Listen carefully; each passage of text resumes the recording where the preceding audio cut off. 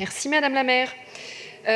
En préambule, je voudrais faire un petit rappel sémantique. D'abord, il n'y a pas de gratuité, il y a la prise en charge par le contribuable d'un certain nombre de choses. Et puis, je voulais rappeler aussi que d'ores et déjà, la région prend en charge 75% du coût des passes Navigo pour les plus jeunes.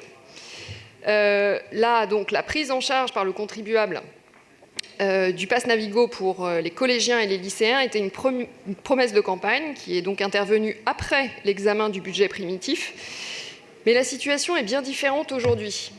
Bien sûr, le soutien au pouvoir d'achat des familles et la nécessité de soutenir des modes de déplacement alternatifs demeurent et évidemment nous les partageons.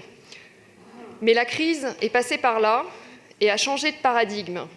Au cours de ces 20 dernières années, les conditions de transport se sont dégradées au point de devenir inacceptables pour les Parisiens et les Franciliens en raison de l'explosion de la fréquentation, asphyxiant un peu plus les transports franciliens. Dès lors, le sujet de la fréquentation doit être posé. Des avancées majeures ont eu lieu lors du confinement sous l'impulsion de la région. Étalement des horaires de pointe, soutien au télétravail. Ces avancées doivent être poursuivies et toutes les mesures visant à augmenter la fréquentation doivent être précisément évaluées.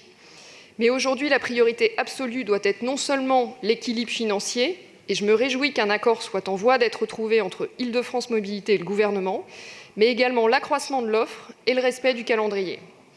Et puis, dernier point, pas si anecdotique que ça, je m'étonne que personne ne souligne le faible nombre de bénéficiaires parmi les jeunes de la prise en charge de l'abonnement Vélib.